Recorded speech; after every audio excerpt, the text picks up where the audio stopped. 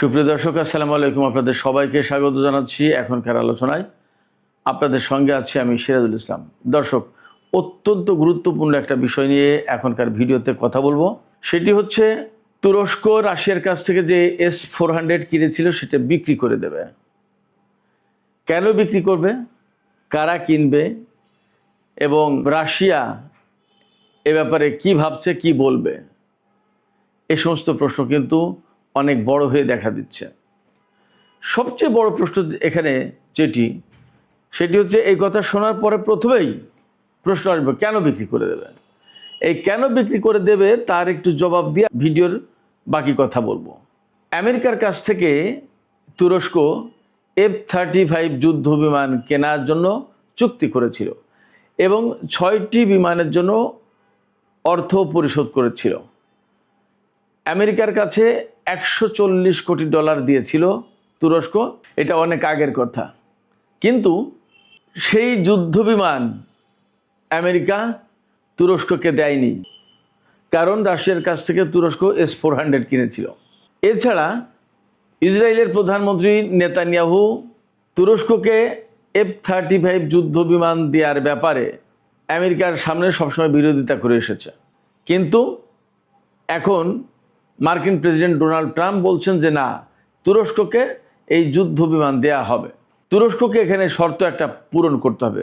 কি সেই শর্ত? সেই শর্ত হচ্ছে রাশিয়ার কাছ থেকে যে S-400 তুরস্ক কিনেছিল সেই S-400 অন্য কোনো দেশের কাছে বিক্রি করে দিতে হবে বা হস্তান্তর করতে হবে। মূল শর্ত এটা। এর মানে হচ্ছে একদম সহজ কথায়, আমেরিকার কাছ থেকে F-35 যুদ্ধ বিমান পাওয়ার জন্য তুরস্ককে এখন রাশিয়ার কাছ থেকে কেনা S-400 ক্ষেপণাস্ত্র প্রতিরক্ষা ব্যবস্থা বিক্রি করে দিতে হচ্ছে। এই জায়গায় প্রশ্ন আসছে, তুরস্ক এখানে আমেরিকার কোনো পাতানো ফাঁদে পা দিল কিনা। দ্বিতীয় প্রশ্ন হচ্ছে, নেতানিয়াহুর চালের কাছে তুরস্ক হেরে যাচ্ছে কিনা।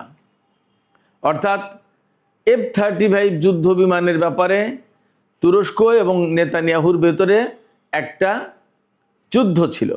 নেতানিয়াহু সবসময় বলেছিল তুরস্ককে F-35 যুদ্ধ বিমান দেয়া যাবে না, আর তুরস্ক আমেরিকার কাছ থেকে কিনতে চেয়েছিল, আমেরিকা দিতেও চেয়েছিল। তুরস্ক $140 কোটি অলরেডি বিনিয়োগও করেছে, কিন্তু একটা বিমানও পায়নি এখনো পর্যন্ত। এখন নতুন এই লড়াইয়ে এরদোগান, তুরস্কের প্রেসিডেন্ট রজব তাইব এরদোগান, তিনি কি জিতে যাচ্ছেন, নাকি আমেরিকার ফাঁদে পা দিয়ে তিনি চূড়ান্তভাবে পরাজিত হওয়ার পথ তিনি পরিষ্কার করছেন। সুপ্রিয় দর্শক, অত্যন্ত সংবেদনশীল, স্পর্শকাতর, সেন্সিটিভ এই বিষয়টি নিয়ে আজকের পুরো ভিডিওতে আলোচনা করব। আশা করি আপনারা শেষ পর্যন্ত সঙ্গে থাকবেন, আর ভিডিও ভালো লাগলে লাইক, কমেন্ট, শেয়ার করবেন এবং চ্যানেলটি সাবস্ক্রাইব করে প্লিজ সাথে থাকবেন। একই সাথে আর একটা প্রশ্ন রেখে মূল আলোচনায় চলে যাব। রাশিয়া এই বিষয়টিকে কিভাবে দেখছে?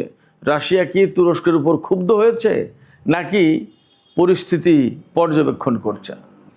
দর্শক, এই প্রশ্ন রেখেই আমরা চলুন মূল আলোচনায় এগিয়ে যাই। অনেক পথ পাড়ি দিতে হবে আজকের এই আলোচনায়। আলোচনা যেখান থেকে শুরু করতে চাই সেটি হচ্ছে 2000 সালের শেষ দিকে তুরস্ক প্রথম মার্কিন F-35 যুদ্ধ বিমান প্রকল্পে যুক্ত হয়। সেই সময় আমেরিকার সাথে তুরস্কের কথাবার্তা হয় এবং 2007 সালে চুক্তি সই হয়। তুরস্ক $140 কোটি জমা দেয় মার্কিন তহবিলে, মার্কিন কোম্পানির কাছে। লকহিড মার্টিন কোম্পানি এই F-35 যুদ্ধ বিমান তৈরি করে।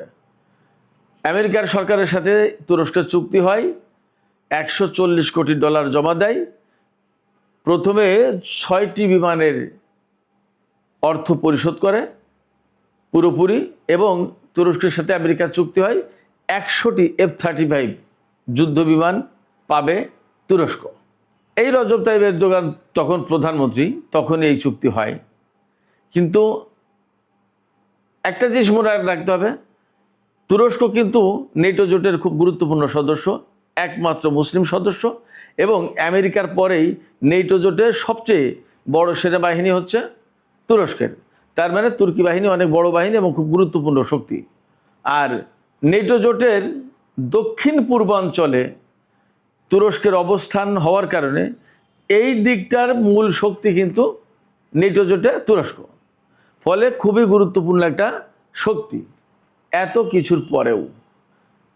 কিছুর পরেও তুরস্ক আজ পর্যন্ত একটি F-35 যুদ্ধ বিমানও পায়নি। অথচ ইসরায়েল আমেরিকার কাছ থেকে 70টি F-35 যুদ্ধ বিমান কেনার চুক্তি করে। কেনার চুক্তি বা পাওয়ার চুক্তি বা যাই হোক না কেন, আমেরিকার হাতে যেটা থাকবে সেটা ইসরায়েলের হাতে থাকবে, এটা হলো মূল কথা। তা সে টাকা দিয়ে হোক আর সেটা দান করে হোক, অথবা যদি আমেরিকা মনে করে যে এটা ইসরায়েলে থাকা মানে আমার কাছেই থাকা, যেভাবেই হোক, সেই ইসরায়েলের হাতে কিন্তু অনেক আগেই 40টির বেশি F-35 যুদ্ধ বিমান পৌঁছে গেছে এবং তা দফায় দফায় সিরিয়ার উপর, লেবাননের উপর, ইরাকের উপর, ইয়েমেনের উপর, ইরানের উপর ব্যবহার করা হয়েছে দফায় দফায়। বাট তুরস্ক আজ পর্যন্ত F-35 টিকিটাও ছুঁয়ে দেখতে পারেনি। তুরস্কের প্রেসিডেন্ট রজব তাইয়িপ এরদোগান দীর্ঘদিন ধরে চেষ্টা করেছেন ইউরোপীয় ইউনিয়নে যুক্ত হওয়ার জন্য, কিন্তু ইউরোপীয় ইউনিয়নের নেতারা তাকে বহুবার তার সামনে মূলা ঝুলিয়ে রেখেছে, তাকে কলা দেখিয়েছে, বাট তুরস্ককে ইউরোপীয় ইউনিয়নে সদস্য হিসেবে গ্রহণ করেনি। তুর্কি প্রেসিডেন্ট রজব তাইয়িপ এরদোগান সম্ভবত ভুলে যান তিনি একটি মুসলিম দেশের প্রতিনিধিত্ব করেন প্রধানমন্ত্রী বা প্রেসিডেন্ট হিসেবে। তাকে ওরা গ্রহণ করবে না, তিনি এটা বুঝতেই চান না। তিনি কি করে ঘুরে ফিরে বারবার ওদের দ্বারস্থ হন, তাদের কাছ থেকেই ভালোবাসা পাওয়ার ভীষণ ভীষণ প্রত্যাশা করেন, কিন্তু তিনি কখনো সেই ভালোবাসা পাবেন না। বারবার প্রত্যাখ্যাত হবেন, বারবার তিনি আঘাত পাবেন। ভালোবাসাটা ইসরায়েলের থলিতে গিয়ে জমা হবে নেটো জোটের, ইউরোপীয় ইউনিয়নের এবং আমেরিকার। এরদোগান ভুলে যান তিনি একটি মুসলিম দেশের প্রধানমন্ত্রী ছিলেন, এখন প্রেসিডেন্ট। যা হোক, তুরস্ক ভীষণ ইলিউশনে ছিল, যেটাকে মতিভ্রম বলা যায় বা তন্দ্রাজাল বলা যায় বা মোহাচ্ছন্ন বলা যায়। তিনি আমেরিকার কাছ থেকে F-35 জঙ্গি বিমান কেনার জন্য টাকা জমা দিয়েছেন এবং তিনি পাবেন। নানান কথায়, নানান ছলাকলায় দীর্ঘদিন ঘোরাতে 2017 সালে এসে যখন সিরিয়া ইস্যুতে ভীষণ টালমাটাল অবস্থা, সিরিয়া ইস্যুতে তিনি অত্যন্ত নেগেটিভ একটা রোল প্লে করেছেন। যাই হোক, টালমাটাল অবস্থা, তিনি তখন ঘোষণা দিলেন রাশিয়ার কাছ থেকে তিনি S-400 কিনবেন।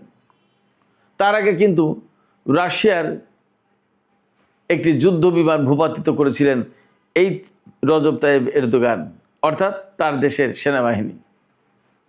রাশিয়ার কাছ থেকে S-400 কেনার ঘোষণা দিয়ে তিনি রাশিয়ার কাছে কিছুটা হলেও তখন আবার ঘনিষ্ঠ হতে পারলেন, কিন্তু তাতে আমেরিকা আরও বেশি ক্ষেপে গেল। খেপে গিয়ে তুরস্কের উপরে একেবারে নিষেধাজ্ঞা দিয়ে ফেলল। তুরস্ক নেটো জোটের সদস্য, অথচ তার উপরে আমেরিকা নিষেধাজ্ঞা দিল। সেই নিষেধাজ্ঞাকে তুরস্কের কারণেই প্রথম এই আইনটা করা হলো।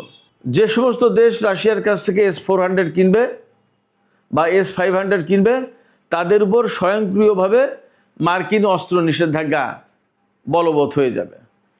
আমেরিকার কোনো অস্ত্র সেই সমস্ত দেশ আর পাবে না। CAATAS এরকম একটা মনে হয় আইন। এই আইনটা পাশ হওয়ার পরে তুরস্কের উপরে এখন আমেরিকার নিষেধাজ্ঞা এখনও আছে। সেই নিষেধাজ্ঞা 3-4 দিন আগে তুরস্কের রাজধানী আঙ্কারায় নেটো জোটের শীর্ষ সম্মেলন হয়েছে। সেই শীর্ষ সম্মেলনে প্রেসিডেন্ট ডোনাল্ড ট্রাম্প এসেছেন। সেখানে রজব তাইয়িপ এরদোগানের সাথে ডোনাল্ড ট্রাম্পের একান্ত বৈঠক হয়েছে। বৈঠক হওয়ার পর সেখানে ডোনাল্ড ট্রাম্প রজব তাইয়িপ এরদোগানকে টোপ দিয়েছেন অথবা পরামর্শ দিয়েছেন, যে যেভাবে দেখতে চান, যে আপনি যদি এই S-400 আপনার হাতে রাখেন তাহলে তো আপনি নেটো সদস্য দেশ। আমি কি করে কংগ্রেসে বলি, ডোনাল্ড ট্রাম্প বলছেন, আমি কি করে কংগ্রেসকে বলি যে তুরস্কের হাতে যে S-400 আছে এটা নেটো জোটের জন্য কোনো সমস্যা না, আমেরিকান অস্ত্র প্রযুক্তি বা F-35 কোনো কিছুর জন্য সমস্যা না, এই কথা আমি কিভাবে বলবো? সেক্ষেত্রে আপনি এই S-400টা অন্য কারো কাছে দিয়ে দেন, বিক্রি করে দেন বা হস্তান্তর করেন। তাহলে আমি কংগ্রেসকে বলতে পারবো যে তুরস্কের হাতে S-400 নেই, এখন আমরা F-35 দিতে পারি এবং আমরা তো এত এত ডলার পাবো। এই টোপ বলেন আর এই পরামর্শ বলেন, যাই বলেন, তুরস্ক গিলেছে। রজব তাইয়িপ এরদোগান বা রিসেপ তাইয়িপ এরদোয়ান যাই বলেন, তিনি এই মতামত, এই পরামর্শ, এই টোপ যাই বলেন গিলেছে, তিনি ধরেছেন, গ্রহণ করেছেন। গ্রহণ করার পরে এখন ঘোষণা এসছে তুরস্কের ডেইলি হুরিয়াত, এটা তুরস্কের খুবই গুরুত্বপূর্ণ একটা পত্রিকা। এই পত্রিকায় রিপোর্ট বেরিয়েছে আজকেই যে S-400 তুরস্ক সম্ভবত বেচে দেবে কার কাছে? মধ্যপ্রাচ্যের দেশ কাতার অথবা সংযুক্ত আরব আমিরাতের কাছে, এখনো শিওর হয়নি। এখানে আমি একটু বলে রাখি, কাতারের সাথে তুরস্কের কিন্তু অনেক বেশি দহরম মহরম সম্পর্ক। কাতারে তুরস্কের সেনা মোতায়েন করা আছে, একটা সামরিক ঘাঁটি আছে তুরস্কের। এর বিপরীতে সংযুক্ত আরব আমিরাতের সাথে কিন্তু তুরস্কের সম্পর্ক আগেই অনেক খারাপ ছিল, ভালো ছিল না সম্পর্ক। সেই জায়গায় ইদানিং একটু সম্পর্ক ভালো হয়েছে, কিন্তু কাতারের সাথে যে সম্পর্ক, সেই সম্পর্ক তুরস্কের সাথে সংযুক্ত আরব আমিরাতের নেই। এই জায়গা থেকে আমি ধারণা করি যে হয়তোবা কাতারকে দিতে পারে, যদি এই বেচা বিক্রি বা হস্তান্তরের প্রশ্ন সত্যি সত্যি আসেই। রাশিয়া কি বলছে এখানে? রাশিয়া বলছে যে তুরস্ক এই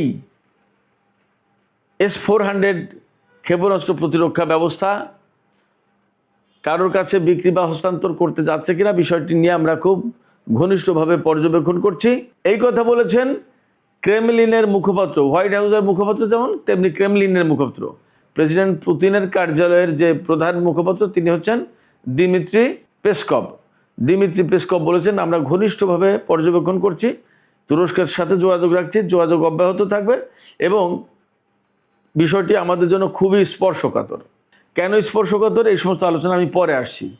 এপাশে ইসরায়েলের সাথে তুরস্কের কি হলো এবং আমেরিকা কেন টোপ দিল আমি বলছি, এই প্রসঙ্গটা একটু আলোচনা করে আসেন।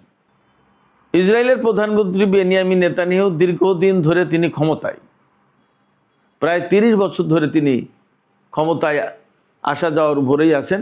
সামান্য সময় ক্ষমতার বাইরে থাকলেও বেশিরভাগ সময় তিনি এই 30 বছরের ভেতরে ইসরায়েলের ক্ষমতায় ছিলেন এবং তিনি একচেটিয়া প্রধানমন্ত্রী বলা যায়। এর মূল কারণ হলো যে ইসরায়েল যে কিসিমের রাষ্ট্র, সেই কিসিমের রাষ্ট্রের জন্য যে ধরনের পলিসি দরকার, নেতানিয়াহু সেটা খুব ভালো পারে, যা করছে বর্তমানে। আপনারা তো বুঝতেই পারছেন কি বলতে চাইছি।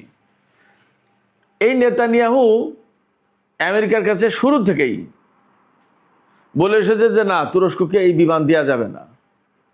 কিন্তু ভেতরে ভেতরে আমেরিকা এই কথা শুনলেও টাকা কিন্তু ঠিকই নিয়েছে, $140 কোটি, $1.4 বিলিয়ন, এবং তুরস্কের সাথে চুক্তিও করেছে, বাট তুরস্ককে এই বিমান দেয়নি। অথচ তারপরে ইসরায়েল আমেরিকার কাছে ডিমান্ড করেছে এবং ইসরায়েল সে বিমান পেয়েছে এবং ব্যবহারও করছে। এমনকি তুরস্কের উপর হামলা চালানোর ব্যাপারে হুমকিও দেয়। এখন প্রশ্ন আসছে, এই যে F-35 যুদ্ধ বিমান নিয়ে এরদোগান এবং নেতানিয়াহুর ভিতরে একটা দ্বন্দ্ব ছিল, প্রতিদ্বন্দ্বিতা ছিল, প্রতিযোগিতা ছিল। এই প্রতিযোগিতায় কে হারলো কে জিতলো, এই প্রশ্ন কিন্তু এই মুহূর্তে আসছে। কেন আসছে? আসছে এই কারণে যে নেতানিয়াহু বলেছে যে এই বিমান আমেরিকা তুরস্ককে দিতে পারবে না, আর তুরস্কের প্রেসিডেন্ট রজব তাইয়িপ এরদোগান বলেছেন যে আমি নেটো সদস্য, আমেরিকা নেটো সদস্য দেশ, আমি তাকে টাকা দিয়েছি, আমি বিমান পাবো। বাট মাঝখান থেকে তুরস্ক কিন্তু বিমান পায়নি তো বটে, কায়দা কৌশলে তার উপর আবার নিষেধাজ্ঞা চাপিয়ে দিয়েছে। এরপরে এখন যখন তুরস্কে নেটো জোটের সম্মেলন হলো, ডোনাল্ড ট্রাম্প কিন্তু তুরস্কের প্রেসিডেন্টকে এরদোগানকে খুব প্রশংসা করেছেন, খুব ভালো মানুষ, আমার অত্যন্ত অনুগত একটা দেশ, আমেরিকার খুব অনুগত দেশ, বিশ্বস্ত দেশ, ইত্যাদি ইত্যাদি। এই সমস্ত প্রশংসা করে তিনি এরদোগানকে টোপ দিয়েছেন যে তোমার হাতে S-400 থাকলে তো আমি দিতে পারবো না, এটা বিক্রি করে দাও। তার মানে হচ্ছে, আমার কাছে মনে হচ্ছে যে এরদোগানের আমসালা দুটোই যাবে। কেন আমসালা দুটোই যাবে? এই S-400 বিক্রি করার পরে নেটো জোটের অন্যতম একটা প্রধান সদস্য দেশ তুরস্ককে কিন্তু রাশিয়ার অস্ত্র থেকে মুক্ত করলো আমেরিকা, খেয়াল করুন। দুই হচ্ছে, এরপরে ইসরায়েলের চাপের কারণে বা কংগ্রেসের আপত্তির মুখে ডোনাল্ড ট্রাম্প বলবে আমি তো তোমাকে দিতে পারছি না, এটা কংগ্রেসের আপত্তি আছে, নানান সমস্যা, এই সেই করতে করতে করতে করতে ওই তাইরেনাডে গাইতে গাইতে সে পগার পার। আমার কাছে মনে হচ্ছে নেতানিয়াহুর চাপে ডোনাল্ড ট্রাম্প তুরস্ককে একটা ফাঁদে ফেলে তুরস্কের কাছ থেকে S-400 কেড়ে নিয়ে অন্য কারোর কাছে দিয়ে তাকে নিরস্ত্র করে, তাকে F-35 যুদ্ধ বিমান না দিয়ে আরও দিন দরিদ্রহীন অবস্থায় ফেলে দেবে। এই একটা কূট চাল এখানে আছে বলে আমার কাছে মনে হচ্ছে। জানি না তুরস্ক কী ভাববে, কী বলবে, কী করবে, তারা তাদের পলিসি বলছে, তারা জানে। বাট তাকে মনে রাখতে হবে যে F-35 যুদ্ধ বিমান তাকে দেওয়ার ব্যাপারে সবচেয়ে বড় আপত্তি ইসরায়েলের কথার বাইরে আমেরিকার কোনো কিছু করার ক্ষমতা আছে কিনা সেটা এরদোগানের ভাবা দরকার। এরদোগানের এটার শিক্ষা থাকা দরকার যে নেতানিয়াহুর বা ইসরায়েলি লবির চাপের কারণে ডোনাল্ড ট্রাম্প ইরানের সাথে যুদ্ধ পর্যন্ত করেছে। শত শত কোটি ডলার খরচ, আমেরিকান সেনাদের জীবন বিপন্ন, আমেরিকান ঘাঁটিগুলো সব তাসের ঘরের মতো উড়ে গেল ইরানের হামলায়। তবুও আমেরিকা ইরানের বিরুদ্ধে যুদ্ধ করতে বাধ্য হয়েছে ইসরায়েলি চাপের কারণে। সেই জায়গায় নেতানিয়াহু বা ইসরায়েলের চাপ বা ইসরায়েলি লবির চাপ উপেক্ষা করে ডোনাল্ড ট্রাম্প এরদোগানকে F-35 বিমান দেবেন, আমি বিশ্বাস করি না। এখানে তুরস্ক ডস খেতে যাচ্ছে বলে মনে হয়। হয়তো তুরস্কের কাছে আরও কিছু টাকা ডিমান্ড করবে যে তুমি আরও কিছু টাকা দাও, বিমান তো দেবো, আরও কিছু টাকা দাও। হয়তো তুরস্ক তাও দেবে বিমান পাওয়ার আশায়, কিন্তু তিনি বিমান আদৌ কোনোদিন পাবেন কিনা আমার ভীষণ ভীষণ সন্দেহ আছে। যা হোক, রাশিয়া কি করবে? রাশিয়া যা করবে, রাশিয়া আলটিমেটলি ক্ষুব্ধ হবে যে তুমি আমার কাছ থেকে S-400 কিনেছো। S-400 কিন্তু সবাইকে দেয়নি, ভারতকে দিয়েছে, চীনকে দিয়েছে, তুরস্ককে দিয়েছে, আর রাশিয়ার কাছে আছে, আর কারোর কাছে S-400 দেয়নি।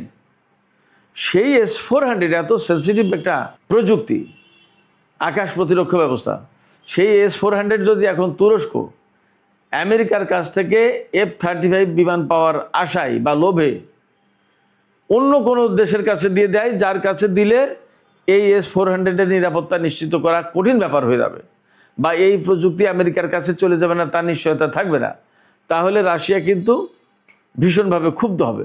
ক্ষুব্ধ হলে কি হবে? ক্ষুব্ধ হলে যে রাশিয়া তুরস্কের সাথে সম্পর্ক ছিন্ন করে দেবে তা কিন্তু না। তুরস্কের সাথে রাশিয়া সম্পর্ক ছিন্ন করতে পারবে না কয়েকটা কারণে। একটা বড় কারণ হচ্ছে রাশিয়ার একটা বড় ক্রেতা, তেল গ্যাসের বড় ক্রেতা হচ্ছে তুরস্ক।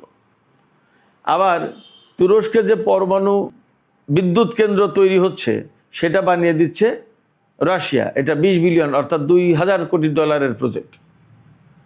আবার কৃষ্ণ সাগরে রাশিয়ার যে নৌবহর আছে, তার যে ঘাঁটি আছে সেভাস্তোপোলে, এই সেভাস্তোপোল বা এই নৌঘাঁটি থেকে যুদ্ধ জাহাজ নিয়ে বা রাশিয়ার কোনো জাহাজ যদি এশিয়া, আমেরিকায়, আফ্রিকায় আসতে হয়, তাহলে তুরস্কের বসফরাস প্রণালী পার হয়ে, দারদানেলিস প্রণালী পার হয়ে, এজিয়ান সাগর পার হয়ে, ভূমধ্য সাগর দিয়ে আটলান্টিকে যাওয়া এবং আফ্রিকা এই সমস্ত জায়গায় আসা, অথবা সুয়েজ খাল পার হয়ে লোহিত সাগর দিয়ে, এডেন উপসাগর দিয়ে আরব সাগর বা ভারত মহাসাগরে আসা, বা মধ্যপ্রাচ্যে আসা, আপনার হরমুজ প্রণালী দিয়ে পারস্য উপসাগরে আসা, অর্থাৎ তুরস্কের এই বসফরাস প্রণালী পার হতে হবে রাশিয়াকে যদি বাইরের জগতে আসতে হয় কৃষ্ণ সাগর থেকে। এই বসফরাস প্রণালী কিন্তু তুরস্ক নিয়ন্ত্রণ করে 1936 সালের একটি চুক্তি অনুযায়ী। সুইজারল্যান্ডের মন্ট্রিক্স শহরে এই মন্ট্রিক্স কনভেনশনের মাধ্যমে এই বসফরাস প্রণালী, যদিও আন্তর্জাতিক প্রণালী, এই প্রণালী নিয়ন্ত্রণের ভার তুরস্কের হাতে দেওয়া হয়। এটা আন্তর্জাতিকভাবে স্বীকৃত এবং এই আইন সবাই মেনে চলে। রাশিয়ার যুদ্ধজাহাজ বা অন্য কোনো দেশের যুদ্ধজাহাজ যদি বসফরাস প্রণালী পার হয়ে কৃষ্ণ সাগরে যেতে হয়, অথবা কৃষ্ণ সাগর থেকে এই ভূমধ্যসাগর আটলান্টিকের দিকে আসতে হয়, তাহলে এই বসফরাস প্রণালী পার হতে হবে এবং তুরস্কের অনুমতি লাগবে। খুবই গুরুত্বপূর্ণ, যার কারণে তুরস্ককে খুব বেশি চটাতে পারবে না রাশিয়া। এই জায়গায় টেকনিক্যালি একটু আটকা আছে, কিন্তু তুরস্ক যে আশায় এই কাজ করতে যাচ্ছে, F-35 যুদ্ধ বিমান কিনতে যাচ্ছে S-400 অন্য কারোর কাছে দিয়ে, আমার ব্যক্তিগত মতামত বা আমার ধারণা যে তুরস্ক হয়তো সেই সুবিধাটা পাবে না, হয়তো একুল দুকুলি হারাতে যাচ্ছে। রাশিয়ার সাথে তুরস্কের কিন্তু অনেক বাণিজ্য আছে। তুরস্কের ভেতর দিয়ে রাশিয়ার যে তুর্ক পাইপলাইন আছে, এই তুর্ক পাইপলাইনের ভিতর দিয়ে ইউরোপের দেশগুলোতে গ্যাস সাপ্লাই দেয় রাশিয়া, তুরস্কের ভিতর দিয়েই লাইন। তার মানে তুরস্ক কিন্তু রাশিয়ার একটা বড় পার্টনার। এছাড়া কৃষ্ণ সাগরের ম্যাপ যদি আপনারা খেয়াল করেন, তাহলে দেখবেন যে কৃষ্ণ সাগরের একেবারে পুরো দক্ষিণ পাড় জুড়ে একা তুরস্ক, আর পশ্চিম দিক থেকে বুলগেরিয়া, রোমানিয়া, ওপাশে ইউক্রেন, রাশিয়া, জর্জিয়া, এই সমস্ত দেশ। তো তুরস্কের অবস্থানটা এখানে খুব গুরুত্বপূর্ণ।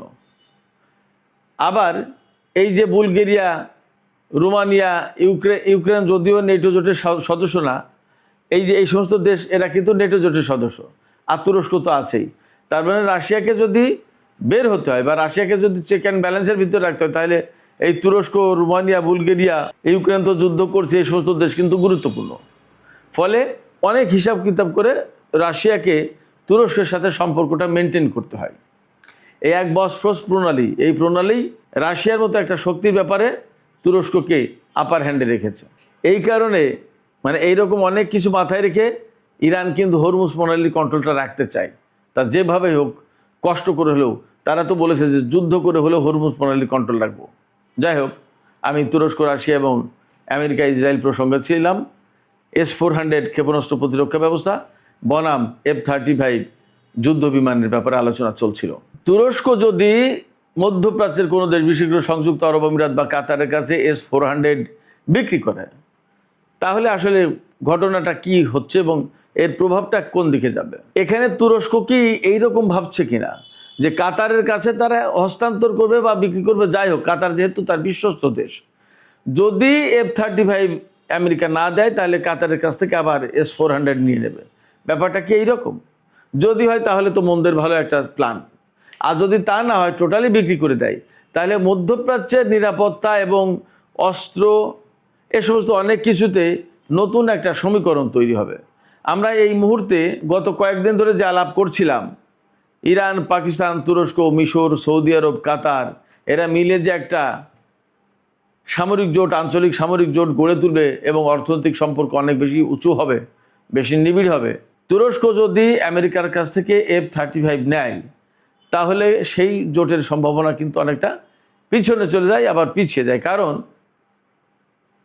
আমেরিকার সাথে তুরস্ক এরকম দহরম মহরম করবে, আবার ইরানের সাথে জোট করবে, সামরিক জোট, আমেরিকা এটা করতে দেবে বলে মনে হয় না। আবার ইরানও সেটা ভালোভাবে দেখবে, তাও মনে হয় না।